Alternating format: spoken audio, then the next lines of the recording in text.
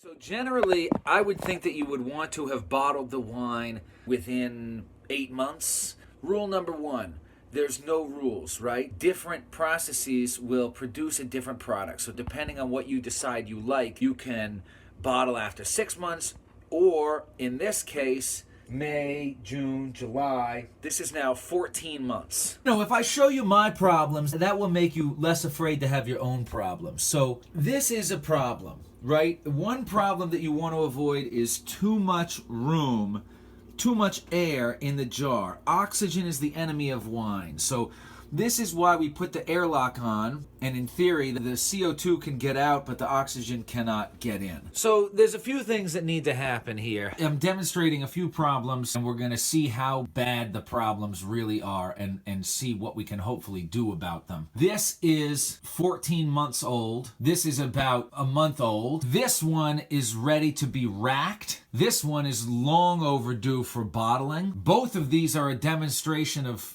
too much air in the jar. It's, what not to do, but it's also a demonstration of how things can be salvaged. First thing we're gonna do is rack the rose petal wine. Once you put the juice in there, after the primary fermentation, you put it in the carboy.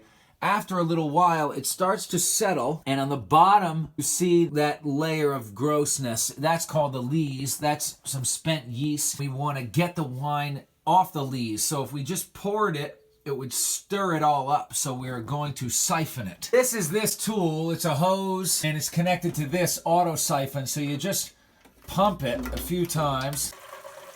This is going to take a while here. So this is the idea. I've got this tube going from this bottle down here, right into this new clean bottle. This takes a little while. This is on the outside of the bottle. The hands are always dirty. So one of the things that we should probably talk about is sanitation. And we might as well get a taste of this while we're at it. This is the one month old rose petal wine. See if we've ruined it, because it looked like there was some scuzz. The idea is that if the juice goes up to the lip of the bottle and all the CO2 goes out the carboy, then there's no room for any bacteria to grow. The way that I had it, there was so much room in the top of that bottle, I was afraid that maybe there was some mold or something. So I'm going to give this it smells really nice. So it smells rosy, and it smells like there's booze being created. I'm going to see, probably going to be very sweet still.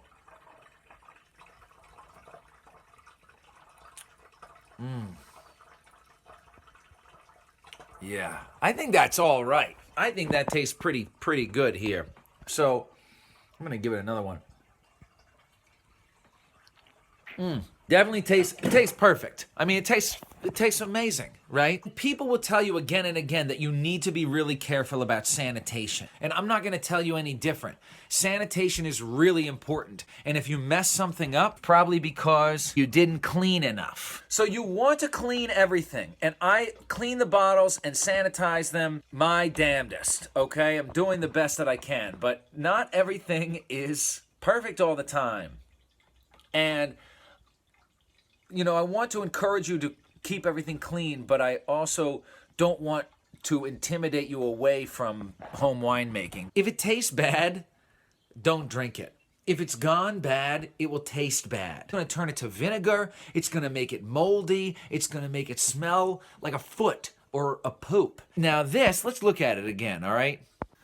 That's what I'm talking about.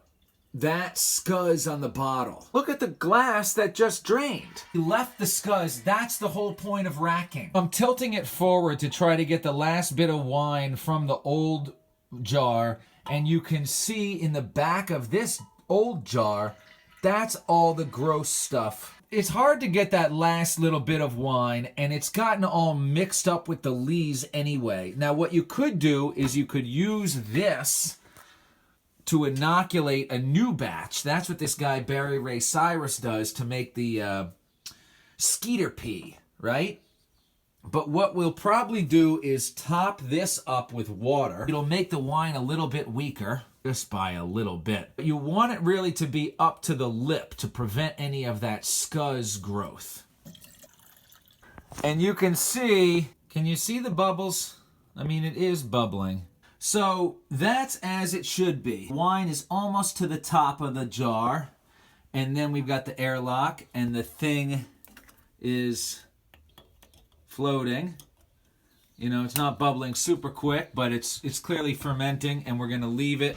And we put a note on that says, we racked it a month later, 7/21. So I'm going to try this. This is another way to get the wine. It's just a little glass tube, and then you suck it up there, get a little bit. Let's see here. All right, moment of truth. I mean, I've tasted this before. The problem is,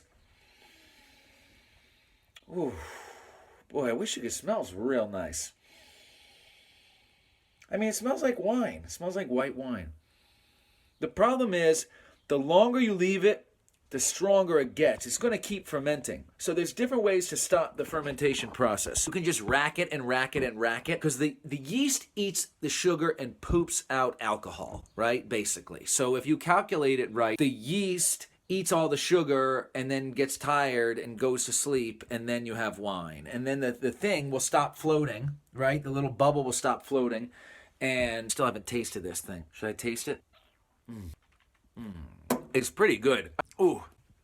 All right, so it's strong. You know, it's probably like 14% or 15%. It's not bad. I mean, it's very dandelion-y. I think it's pretty good. So this is the thing. If you leave it too long, especially if you leave it too long on the lees, this is lees free. Right? Look at the bottom of my jar there. It's clean. There's nothing floating there. There's no yeasty goop in the jar. So this is basically just a nearly finished, I mean, it's a bottle of basically finished wine that still is being allowed to ferment because, so here's how to stop fermentation. You can let it stop naturally over time, which this thing is still fermenting. I mean, the thing is still floating up here. Oh no, it dropped. Oh, it's going very slowly, but you know, this stuff, sodium metabisulfite, use as needed to halt fermentation. This is what it is. There's also these, potassium metabisulfite. This is the infamous Camden tablet. What else do we have here? Potassium sorbate. This is another one. You can add this if you want. You know, when people talk about the sulfites in wine giving them a headache, that's what they're talking about. The potassium metabisulfite or the sodium metabisulfite or the potassium sorbate or whatever, all these things. What I like to do is just bottle it and just hope for the best, you know what I mean? And let's see, I'm looking down here. So I made 2 dandelion wines last year. There's the one that we still need to bottle, and then there was another one that turned out pretty good.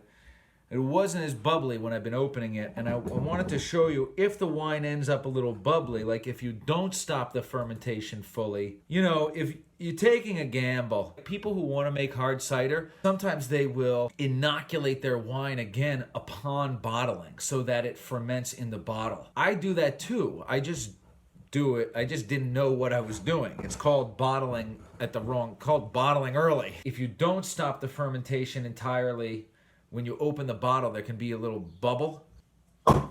So if you pour it, this one doesn't even look bubbly. It's crystal clear. So if you open it up and you see,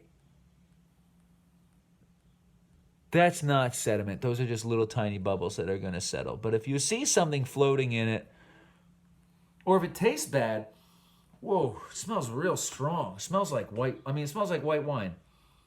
Smells grassy. It's earthy. Ooh, I didn't know I was going to be drinking today. What time is it? This is the point, okay? The point is to encourage you to mess around, to let you know that there are some tools that you might want to buy. The thing that I have for bottling, I mean, I can show you. So you can get at the brewery store. This is a bottler, and it's got this little thing here on the end, and when you push it in the bottom of a bottle, the juice comes out, and when you lift it up, it's got like a little stopper, and the juice doesn't come out. You could also just siphon it. I mean, at this point, if the stuff is flat, this isn't fermenting anymore. We could just really just pour it. So I'm just finishing up editing that video. This is the wine. This is the wine from the video. So I thought I would open a bottle. And I talked about the bottling tool. It's basically just put a little bit of wine into every bottle. If you fill it up to the top, then when you take the hose out or the bottler out, the amount of wine in the bottle will go down to here. And then you have just enough room to put a cork in, and then you can kind of see how much air there is. You know, there's a little bit of air in there, but it's not enough, hopefully, for anything to grow. But it's always kind of another moment of truth when you open the bottle. And this one looks pretty flat, so it's no bubbles. See, it looks pretty clear. I mean, it looks a lot like the other one that I was just, oh, there's no sediment in this one. So not even a moment of, oh, those are, what is it? I think those are bubbles. It looks very clear to me. So it's a pretty consistent product at this time after a few years of doing it. And I think it tastes really good. I think that if it smells bad or looks bad or tastes bad or has something floating in it or for any reason looks weird, don't drink it. Usually if you make 5 gallons at a time, that's 24 bottles.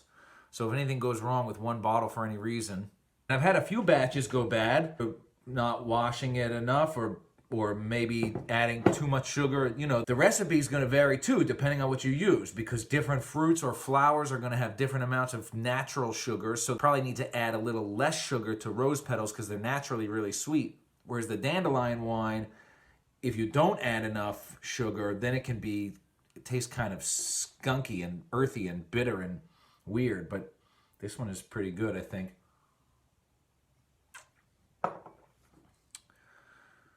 Good luck.